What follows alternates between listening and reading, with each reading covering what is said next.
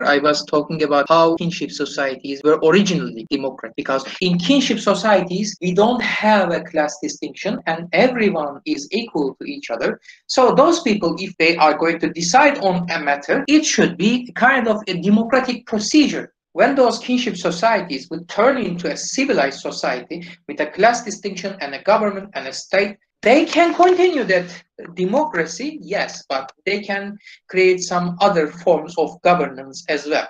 The citizens of Rome were called as patrices, and those foreigners were called as plebeians. The plebs did not have any political rights because they were not citizens. They were not joining Roman army, or they were not paying taxes. But they were also not able to marry with those Roman citizens. They couldn't be magistra, they couldn't join in those democratic procedures of the city. They could not join in army. Because they can't join in army, they can't loot enemy cities. They can't plunder enemy villages. That means they can't get as richer as the citizens of the Rome, because Roman citizens were combining a citizens' army, and that army was looting and plundering enemy city-states. And because of that, those patrices were getting richer and richer every day. In the Regnum era, in the kingdom period, in the early periods of the city-state of Rome, we are going to see that plebeians are going to rise against patrici to claim some rights. They even threatened the citizens of Rome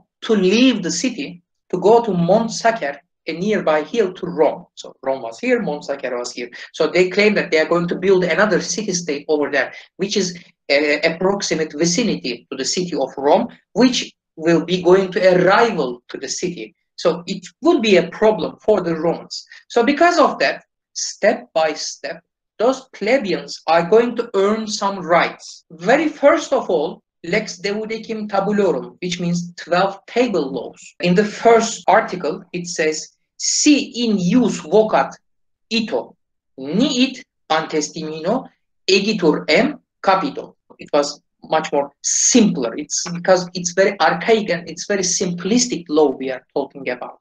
The power of state not actually emerged yet, because with the first article, it says, if anyone summons a man before the magistra, si in ius vocat, si if, in ius in law, vocat, vocare, to speak vocal. It says if someone calls someone to talk law. So advocate word is actually come from vocat, vocare, advocare. So it means to talk for someone. So if someone calls someone to talk on law, ito, which means go, do it. Need, if not, antestimino, to talk about law, which means actually they are talking about judgment. So that's why the translation is a little bit longer. So if anyone summons a man before the magistrate, he must go. If this man summoned does not go, let the one summoning him call the bystanders to witness, to check out, and then take him by force.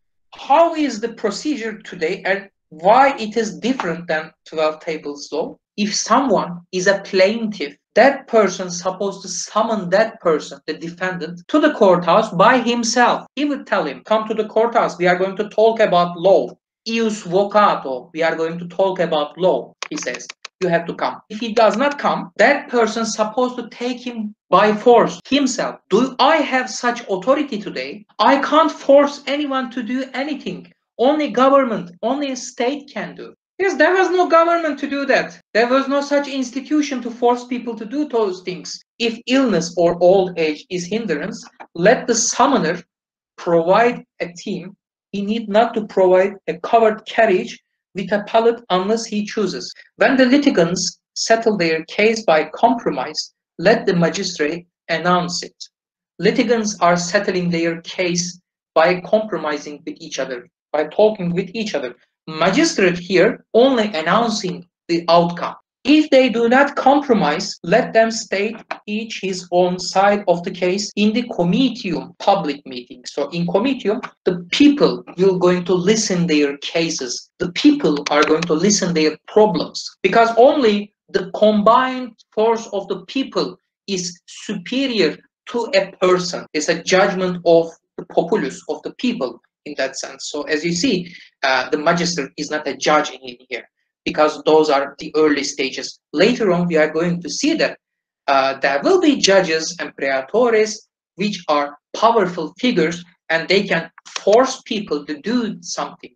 So the plebeians rise against patrices to have a certainty. Certainty is very important for the rule of law. If the laws are certain, if it is written down, and if everyone knows what it is, it gives you some certain protection. It's not entirely the rule of law, but it is essential part of it. So you can predict the consequences of your actions if you know.